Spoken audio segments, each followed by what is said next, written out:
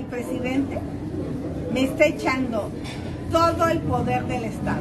Voy a ir a los tribunales y le voy a ganar.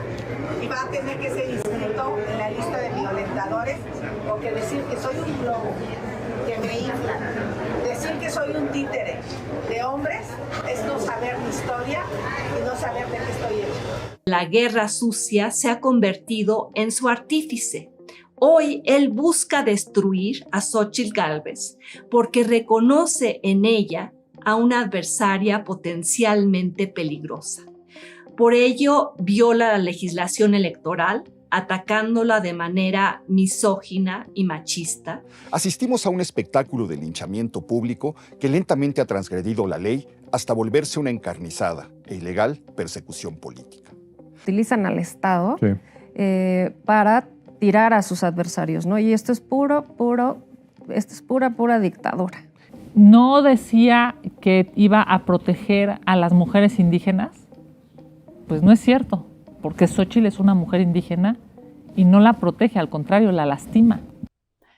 ¿Será que la derecha logró finalmente posicionar a su candidata en el universo de aspirantes de cara al 2024? ¿O será que más bien está ocurriendo que no logran hacerla despegar, no logran hacer despegar a una figura marcada por la corrupción, por el tráfico de influencias y por un proyecto mayoritariamente rechazado en México, y por eso ahora están echando mano de diversas estrategias, entre las que están la victimización y la censura o el intento de censura? Esto es Enredo.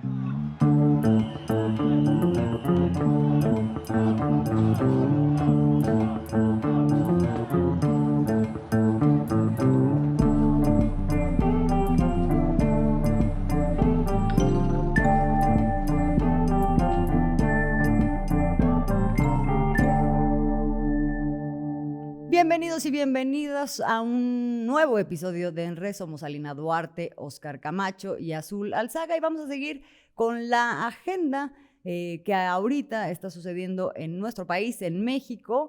¿Y qué es lo que vemos? ¿Qué es lo que vemos en esta agenda? Que a pesar de muy grandes esfuerzos coordinados de medios de comunicación y de diversos actores políticos, la candidata de la derecha, la candidata que ahora se le conoce como la candidata X, no logra ganar terreno en las preferencias electorales. Vamos a ver los datos rápidamente. De acuerdo con la encuestadora de las Eras de Motecnia, los candidatos de la Cuarta Transformación, Claudia Sheinbaum y Marcelo Ebrard, le llevarían 30 y 28 puntos de ventaja a Xóchitl Gálvez.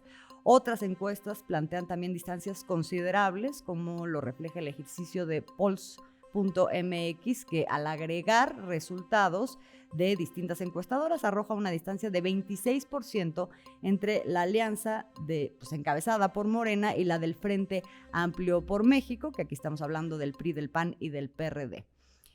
Esto es la realidad que estamos viendo, y frente a esta, diversas estrategias se han detonado desde la derecha, pues para contrarrestar de alguna manera. La primera, en los últimos días vemos y escuchamos a los medios reproducir una versión según la cual su candidata, la señora X, la candidata de esta alianza, ha logrado empatar casi a la y los candidatos, o bueno, los aspirantes a coordinar los esfuerzos de la Cuarta Transformación.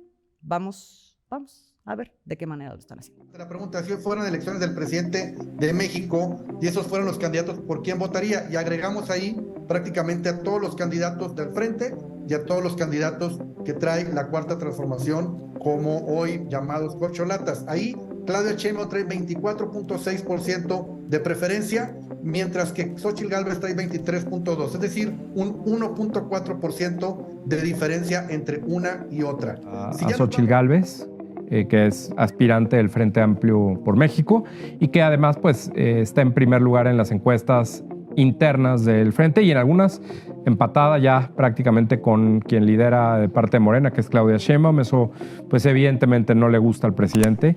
Bueno, pues ahí está, y parecería que en principio vamos a detenernos un poquito en esto que están planteando como su realidad alterna. Parece que tendríamos un problemilla para empezar de consistencia de los datos, Óscar. Sí, creo que hay que analizar muy detenidamente cómo busca la oposición de la derecha en México construir de una manera absolutamente artificial una candidatura, ¿no? Uno de los mecanismos que ha sido tradicional es el uso de encuestas falsas, de encuestas truqueadas o de encuestas donde se trata de inducir la idea de que el candidato de la oposición o en otro momento los candidatos oficiales, como lo fue Peña Nieto en su momento, despuntan fuertemente, ¿no? entre las preferencias electorales, cosa que luego termina por caerse de una manera impresionante. Aquí hay una de las encuestas que han querido echar a andar como para dar la idea de que la candidata X va despuntando. Es una reciente encuesta que hizo una empresa que se llama México Elige. 2 cuestionamientos, pero además 2 botones de muestra de cómo opera la oposición para construir a través de encuestas una idea artificial, ¿no? Una idea falsa sobre sus candidatos. La primera es que la encuesta que realizó México Elige fue, por ejemplo, realizada únicamente a través de Facebook y con un universo de encuestados muy pequeño, ¿no? Y a partir de ese pequeño universo lo extrapolan y dicen, vean, todo México piensa de esta manera, ya nuestra candidata está en las preferencias, ¿no? Es sensacional lo que estamos viendo. Y todos los comunicadores se suman, los comunicadores que están al servicio de las clases privilegiadas en este país, evidentemente, en los medios corporativos de los grandes empresarios, ¿no? La segunda, que también es muy característico de cómo opera la derecha, es que generalmente quienes son los dueños de estas encuestadoras terminan siendo o empleados o socios, ¿no? O cómplices de algún candidato. En este caso, por ejemplo, México Elige es de un empresario que se ha convertido en empleado y en el promotor de la estrategia publicitaria, pues, de la señora X, ¿no? Entonces, desde esta posición uno dice, ¿de verdad esto puede ser considerado honesto? Y pues la respuesta es no. O sea, las encuestadoras y los dueños de las encuestadoras tendrían que decirle a la gente, soy independiente o trabajo para fulanito de tal, ¿no? Creo que ese es un asunto tradicional de la deshonestidad de la derecha. Cosa que no está ocurriendo claramente y ya vimos cómo acaban películas como esas, ¿no? Tenemos un caso emblema que es el que sucedió en 2012 con la encuestadora GEAISA que estaba contratada por otro espacio del mismo comunicador, de Ciro Gómez Leiva, que ahora está impulsando esta encuestadora, y antes fue GEAISA que ponía a Enrique Peña Nieto por encima de Andrés Manuel López Obrador por 20 puntos, luego vinieron las elecciones, no ganó por esa distancia, sí ganó, pero no ganó por esa distancia y fue una mucho menor, finalmente se tuvo que disculpar. En fin, esta es una película que ya la vimos y por eso pues de pronto se convierte también en el centro del debate. Es un debate en donde está muy clara la estrategia y sin embargo esta no ha sido la única estrategia que se ha detonado en los últimos días. Sí, tienes toda la razón, Azul. Por eso señalaba que eran como 2 botones, ¿no? Hay otro mecanismo, ¿no? Mediante el cual pretenden todavía hacer crecer más esta falsa idea de que son buenos, de que están con la gente, ¿no? Y es la idea de la victimización, es otro de los productos que venden, ¿no? Y en este caso, por ejemplo, la manera en la que se ha pretendido ir victimizando la candidata de la derecha, la señora X, es a través del presidente, ¿no? Está muy claro, trae una estrategia de agarrar al presidente como su interlocutor y además como su victimario. Pretende poner al presidente como si fuera su victimario. Y hay una palabra que generalmente viene siendo recurrente. Ataque, ¿no? Ellos lo que dicen es, el presidente ataca, cuando lo que está haciendo el presidente es decir la verdad. Está desnudando quién es la candidata X, ha desnudado por completo sus contratos, ha dejado en claro que en su historia política hay enormes segmentos de corrupción. No solamente por los contratos que ya le ha sacado, que ya han sido públicos, de cuando usó un tráfico de influencias para beneficiarse económicamente, sino también, pues, de su vinculación al PAN, ¿no? Porque, bueno, decir que soy independiente y estar en el partido que ha votado todo en contra, pues sí es un acto también de corrupción. Pero no solo eso, han ido más allá. O sea, la señora X, que dice una defensora de la libertad de expresión, lo primero que ha hecho ante estos pronunciamientos políticos del presidente es decir, acudir a un tribunal electoral o acudir al Instituto Nacional Electoral para quejarse de dos cosas. Uno, para pedir que censuren al presidente. O sea, verdaderamente es increíble esto que hacen, ¿no? O sea, censurar al presidente y cállenlo, que ya no diga nada de mi persona, o sea, que no hable de mis tranzas, básicamente a eso fue. Y pues la segunda es un asunto donde pretende acusar al presidente de violencia política de género, ¿no? O sea, me está acusando por ser mujer, cuando el presidente en ningún momento ha hecho una expresión que tenga que ver con su carácter de mujer, ¿no? Y a partir de eso, bueno, pues creo que los mismos consejeros del INE, en una de esas raras decisiones que de pronto toman correctamente, pues determinaron que no, que el presidente ha hecho uso de una crítica dura, sí, pero políticamente correcta.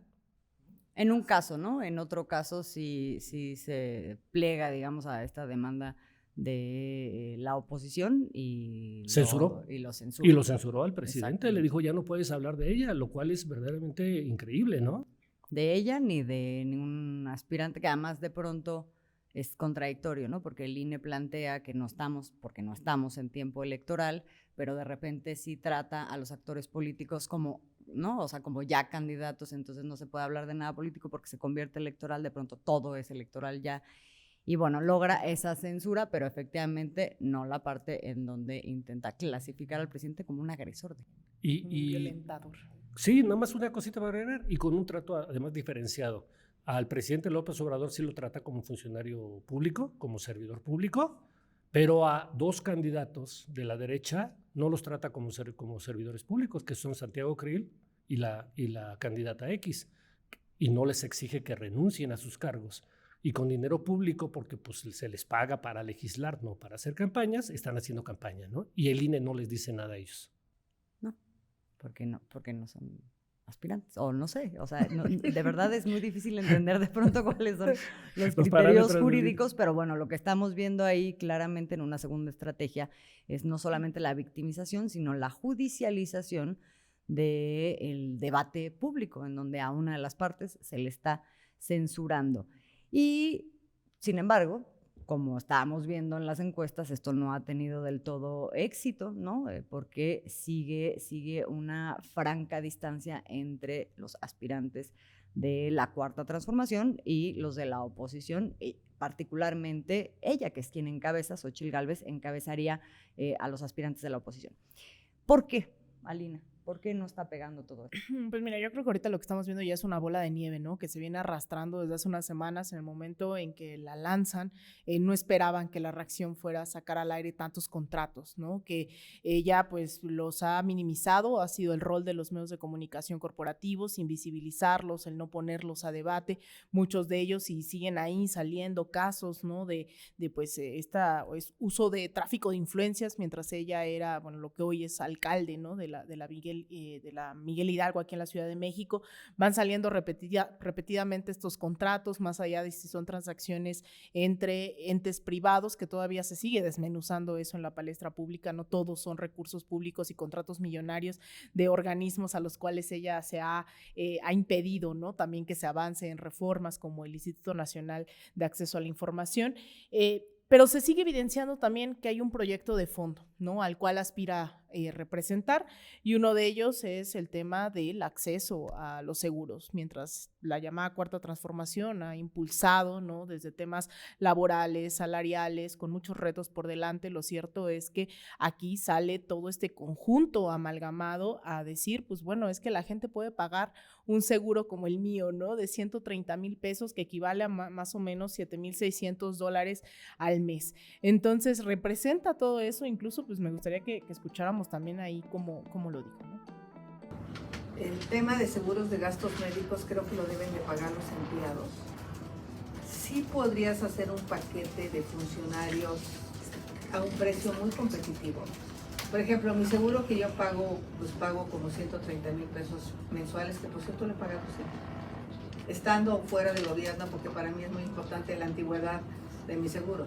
Y bueno, esto coincide justamente con todo el grupo, ¿no? Que ha tratado de arropar al Frente Amplio, que es una ola de ampones, ¿no? Corruptos que tienen procesos abiertos, han tenido el cinismo de proponer a gente que tiene, pues, casos abiertos, ¿no? Que incluso ni siquiera vinieron a registrarse aquí como cabeza de vaca, que lo hicieron a distancia, virtualmente, y mandaron a la familia, ¿no? Eso es muy representativo. El quien está elaborado el proyecto de nación, este ángel de la dependencia, ¿no? Que le nombran así, Ángel Gurría, que fue secretario de la OCDE, fue secretario de Hacienda, de Relaciones Exteriores, durante uno de los sexenios que más se saqueó al país, que más se desmanteló. Entonces creo que por ahí va, ¿no? Y yo creo que queda bastante bien ahí esa figura de una Xóchitl Gálvez que no le importa la opacidad, no le importa la corrupción, no le importa el tráfico de influencias, está dispuesta a seguir siendo la candidata X, incluso a caer en vulgaridades, ¿no? No le importa a costa de qué tiene que ganar esa candidatura. Sí, es la representación de alguna manera de esa corrupción, de un régimen, y también la representación, como dices, de un proyecto que tiene que ver con formas de ver lo que es el servicio público y de practicarlo. En este audio que estábamos escuchando, donde ella habla de su seguro de 130,000 pesos, es impresionante cómo también de pronto se enreda la derecha en sus propias contradicciones, porque sale Xóchitl Gálvez en este mismo momento a defender la privatización, por ejemplo, de los servicios médicos, ¿no? O sea, cuando habla de su seguro dice todos pueden tener un seguro de 70,000, los empleados lo tendrían que pagar.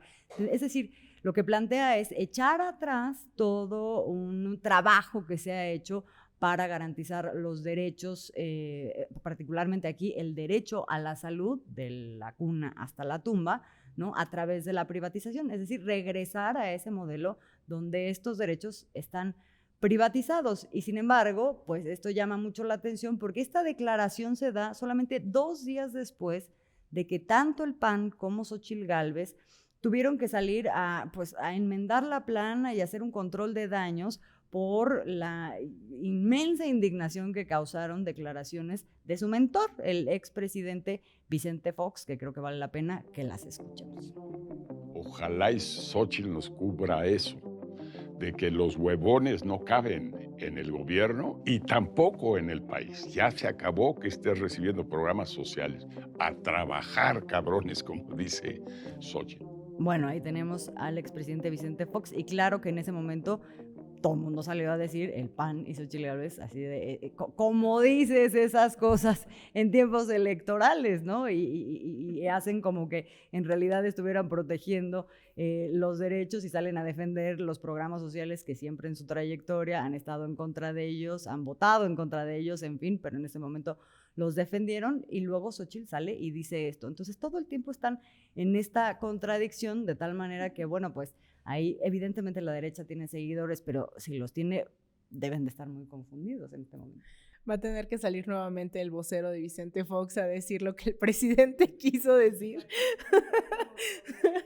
Pero bueno, hay una mayoría efectivamente que no está confundida en este país y tiene que ver con el 60% que aprueba el gobierno actual, ¿no? La administración del presidente López Obrador.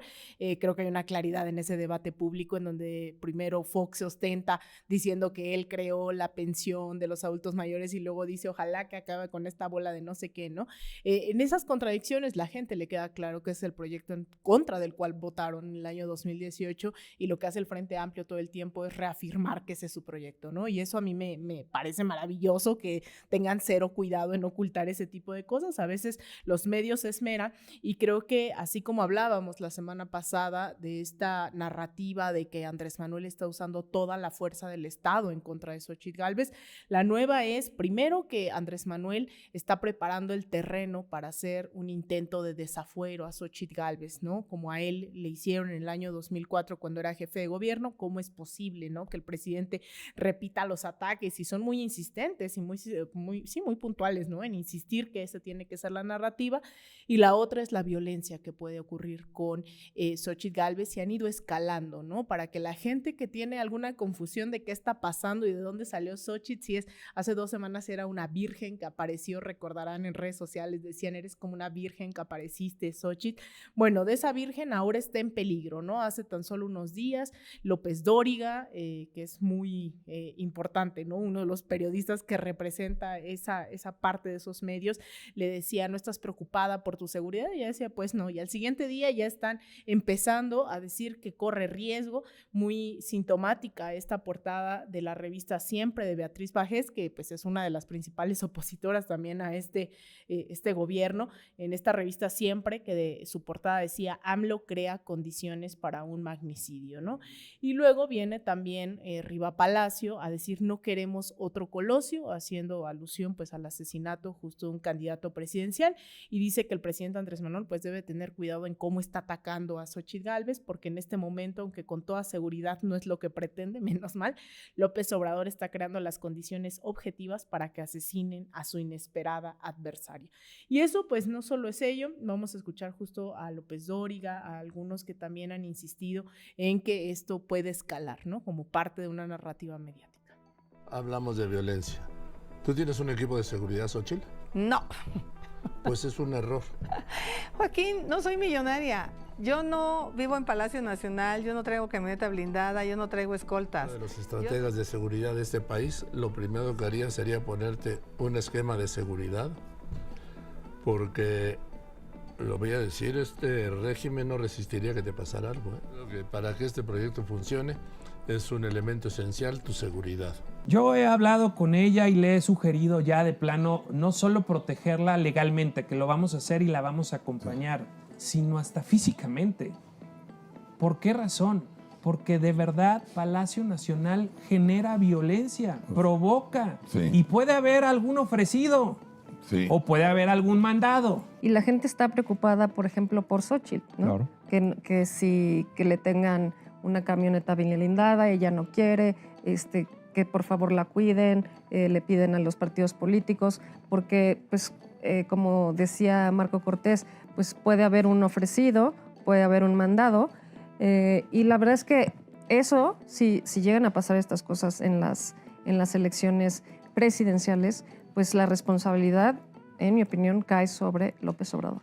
Bueno, entonces aquí tenemos acompañando lo que es la judicialización del debate público, los medios de comunicación planteando peligro, por un lado, de la seguridad supuestamente de Xóchitl Gálvez, y por otro lado, también una supuesta embestida por parte del Estado queriendo equiparar este debate con lo que en su momento fue el desafuero. Hay que plantear de entrada que el presidente no, o sea, ni ha planteado en discurso ni tampoco en acciones una judicialización del tema de Xóchitl Gálvez y tampoco ningún llamado a la violencia. En todo caso, al contrario, y lo que sí es que se está dando un debate desde las distintas tribunas, que por cierto ya callaron la del presidente o la están intentando callar. Sí, a mí me parece que el presidente ha sido muy claro, ¿no? O sea, esto es un debate político y el problema de la oposición es que cualquier cosa donde se les dice sus verdades, inmediatamente lo transfiguran y se ponen como víctimas. Pero el terreno en el que ha planteado el presidente nunca ha sido el de la vía judicial. El presidente nunca ha dicho ni siquiera con los elementos que existen de prueba de la corrupción y de los contratos de Xóchitl Gálvez, el presidente jamás ha dicho vamos a judicializar este proceso. Jamás. O sea, el presidente confrontemos las posiciones, los dos proyectos de nación que van a estar en contienda y que están en contienda. Veamos si la oposición realmente tiene un proyecto, porque hasta el momento no ha dado a conocer nada durante 5 años, y vayamos a que la gente lo evalúe. O sea, por el presidente nunca ha aparecido ni por asomo la idea de judicializar, demandar, meter a la cárcel a nadie absolutamente de la oposición. Está planteando incluso que el debate sea lo más público posible. Si los que no quieren debatir aquí son los opositores. Porque tampoco ha censurado ningún medio. Digamos, esa realidad sí la hemos vivido en este país, ¿no? O sea, de callar voces, censurar medios, censurar comunicadores, eso no es lo que está pasando, sino todo lo contrario. Alina.